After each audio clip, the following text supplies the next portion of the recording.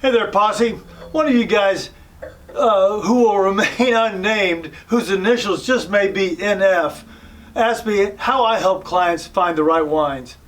I have 6 or 8 things you may want to consider as you're selecting your own personal wine. We'll take a look at these and by the end, put it all together. Are you ready?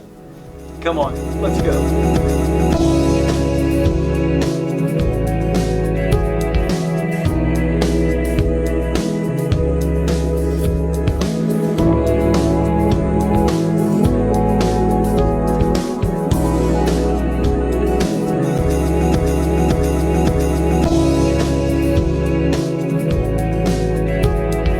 Hey there, posse. I'm Pierre, and welcome to Asti Wine Consultants.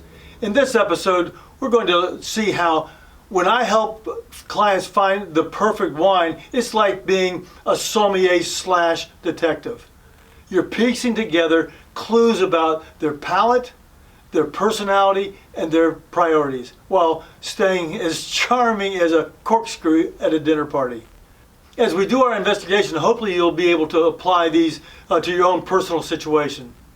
First up is the taste profile, the flavor compass. Start with the big question. Do you like your wine whispering sweet nothings? You know, sweet wines, or throwing shade with a dry wit, dry wines. Get nerdy but reliable. Are you into fruity and flirty wines like young Beaujolais, or brooding and intense wines like Malbec and a bad breakup? Here's a quick bonus. If they look confused, translate it to food.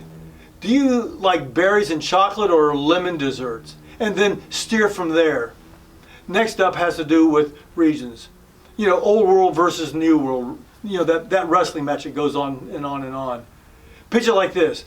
Old world wines, you know, from France, Italy, and Spain, the OGs, the originals, classic, elegant, and sometimes a little snobby. New world wines from California, Australia, and South America, you know, in places like that, are laid-back cousins, bold, upfront, and occasionally too much of the party. Now here's a fun pitch. Old world wines are like Jane Austen novels. New world is like Marvel movies. Both are great, just depends on the vibe. The next part of the investigation has to do with the varietals, you know, the grapevine gossip. Throw in some personality here is what I do. Cabernet Sauvignon, you know, the quarterback. Sauvignon Blanc is the peppy cheerleader. And Pinot Noir is the artsy kid in the corner writing poetry. You know, now sneak in recommendations, you know, based on their vibe. Oh, you're a Chateauneuf de Pape fan. You clearly have impeccable taste and a flair for the dramatic. Or you like light and white while sitting on the patio in the heat of the summer, absorbing the warm summer breeze. Then you're all about Vino Verde, light, white with a little bit of fizz, fizzante. How are you doing there? Is this information helpful? If it is, write Asti in the comments below.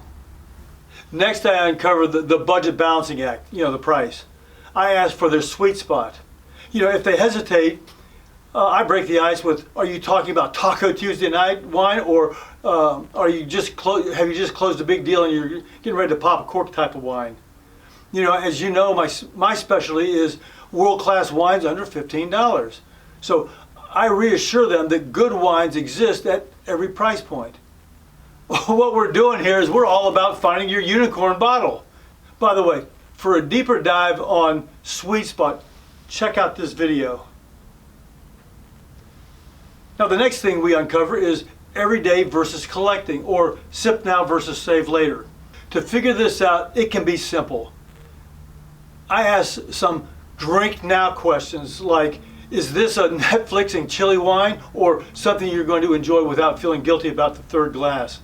Or I ask collecting questions, which are more like, are you building a cellar of treasures to age like fine cheese, or just impressing your friends with fancy labels? I also find out who's drinking, family versus entertaining. You know, I kid around and say stuff like, get the cheap stuff for your drinking age kids, nicer stuff for your family and friends, and the absolute best Save that for yourself and for your spouse or that special someone when we're sitting around out on the patio talking about life, your dreams, just about nothing in general. Now, when it comes to family, we need to keep Uncle Bob's box wine chugging habit, in mind. Or are we curating a wine extravaganza for your chic cousin? Now, when it comes to entertaining, I help my clients find wines that make them look like a pro without blowing the budget. Crowd pleasers, not polarizers. Now, before we put it all together, we have the je ne sais quoi, there's several additional considerations. Food pairing. Is this wine flying solo, or are we introducing it to roast chicken or spicy curry? Sustainability. You want to save the planet one sip at a time? Is that important? If so, I show them organic and biodynamic. Now is when we put it all together. This is the wine matchmaking magic. Here's an example of how I might do it. Based on your love for Chateauneuf du Pape, your preference for old world charm, and a budget for everyday elegance, may I suggest this beautiful bottle of Chianti. It's like the Audrey Hepburn of wines, timeless, classy, and always appropriate. In the end, I want them to realize that choosing wine is less about right and wrong and more about what feels good, because as we all know, the best wine is the one that you enjoy drinking, especially in good company. Do you have any other questions about my consultation services? Are there any other topics you'd like me to address in my YouTube videos? Let me know in the comments. I'd appreciate it. Until next time, cheers. Hey posse, thanks a ton for taking the time to watch this video. I promise no grapes were harmed in the making of it. Well, maybe just a few. Now, if you got any questions, let me know in the comments below. And hey, if you don't want to miss out on any of my future content, go ahead and tap that subscribe button. Oh, and before you go, don't forget to check out some of these other videos. Until next time, cheers.